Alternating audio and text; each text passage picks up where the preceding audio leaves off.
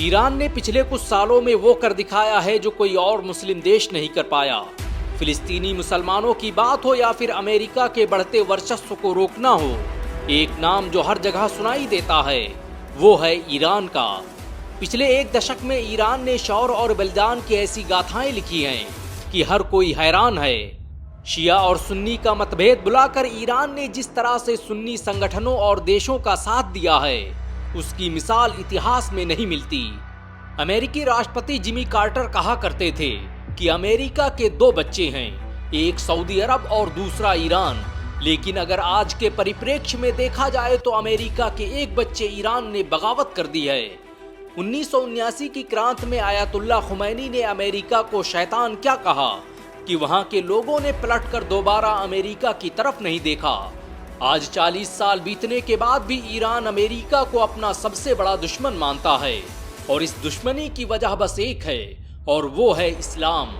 1960 के दशक में अमेरिका ने पूरी कोशिश कर ली थी कि वो ईरान से इस्लाम का वजूद मिटा देगा। वहां मुसलमान तो होंगे लेकिन इस्लाम नहीं होगा। लेकिन तभी खुमैनी जैसे शख्स ने आकर ईरान का जुग्राफिया बदल दिया। खुमैनी जब सत्ता में आए तो उन्होंने पूरे देश में इस्लामी कानून लागू कर दिया और हर अमेरिकी निशानी को मिटा दिया। अमेरिका की संस्कृत और उसके प्रभाव को ईरान से खत्म कर दिया गया। 1979 में अमेरिका में इतनी हैसियत नहीं बची थी कि वो ईरान से अपने लोगों को निकाल सके। कोई भी मुस्लिम देश अमेरिका के लिए इतना चैलेंजिंग नहीं रहा जितना कि ईरान है। ईरान कभी किसी देश का गुलाम नहीं रहा और वो आज भी गुलामी पसंद नहीं करता और यही बात अमेरिका और उसके सहयोगियों को खटकती रहती है। अमेरिकी राष्ट्रपति जॉर्ज बुश ने कभी ईरान के बारे में कहा था कि ईरानी हुकूमत दुनिया की शांति के लिए खतरा है, उसके मिशन हमारे लिए खतरनाक हैं। हम किसी भी कीमत पर ईरान जैसे देश को ताकतवर बनने नहीं दे सकते। ईरान मुस्लिम मुद्दों पर सबसे ज्यादा मुखर होकर बोलने वाला देश है। ईरान के अंदर फिलिस्तीन की आजादी और गाजा के मुसलमानों को लेकर ऐसा जज्बा है कि जिसकी मिसाल नहीं मिलती। ईरान की औरतें अपने जेवरों और सोने चांदी के आभूषणों को सरकार को दान दे रही हैं ताकि ईरान अमेरिका और उसके इत्तेहादियों का मुकाबला कर सके। ना ही ईरान के लोगों की भाषा फिलिस्तीनियों जैसी है और ना ही उनके लिबास, लेकिन एक चीज जो उन्हें जोड़े हुए है वो है इस्लाम। अरब देशों में ईरान से ज्यादा मालो दौलत है लेकिन उनके हौसले ईरान जितने बड़े नहीं हैं। हालांकि इस बार मुस्लिम देश बड़ी खामोशी से अपना रोल अदा कर रहे हैं। कोई भी मुस्लिम देश अमेरिका को एयरबेस के लिए अपनी जमीन देने को तैयार नहीं है।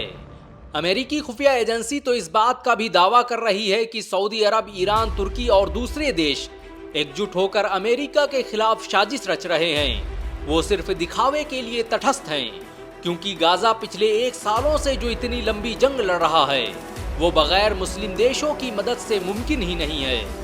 मुस्लिम देशों ने इस बार खामोशी से इजराइल को शिकस्त देने का फैसला किया है। जाहिर सी बात है कि अगर इस जंग में मुस्लिम सीधे तौर पर कूदे तो अमेरिका खुलकर मैदान में आ जाएगा। इसलिए अरब देशों ने इस बार दुनिया के सामने न्यूट्रल रहने का फैसला किया है और अपनी जमीन से गाजा या ईरान पर किसी भी हमले की इजाजत नहीं दी है। फिलिस्तीन के मुद्दे पर सभी 57 मुस्लिम देश एकजुट होकर ईरान का समर्थन करते नजर आ रहे हैं।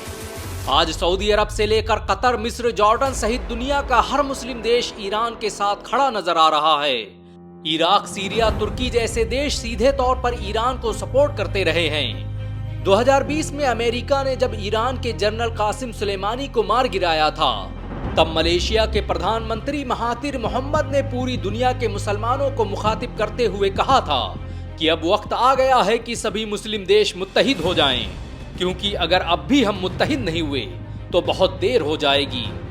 अरब देश अगर मुत्तहिद हो जाएं तो इजराइल के वजूद को चंद घंटों में ही मिट्टी में मिलाया जा सकता है। अरब देशों को समझना चाहिए कि इजराइल सिर्फ गाजा तक ही नहीं रुकने वाला, बल्कि उसके ग्रेटर इजराइल की सरहदों में मिस्र भी है और मक्का और मदीना भी।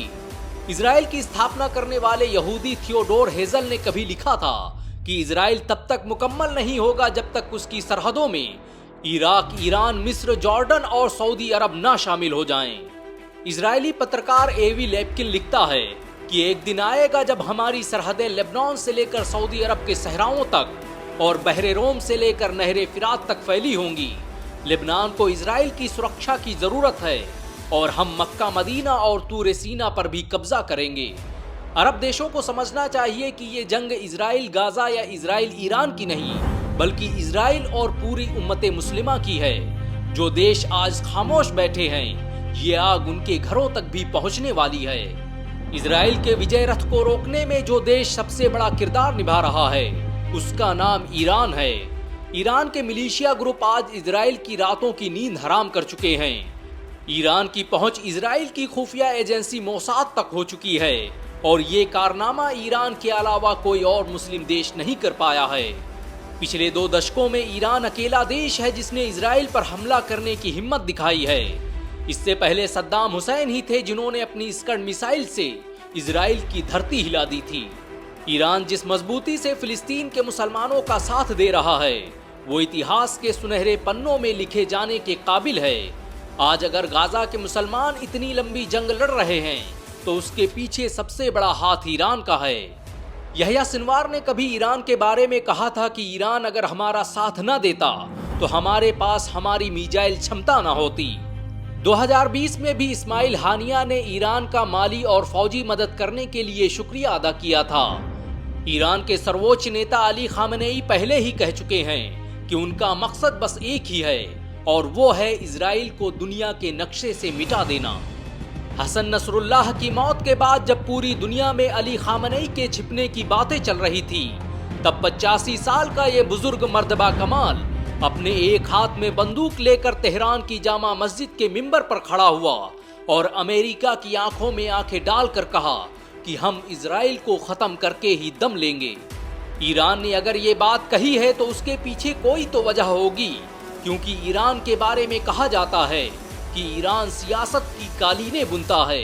वो इतने सब्र से काम लेता है कि दुश्मन जान ही नहीं पाता कि उसका अगला कदम क्या होगा।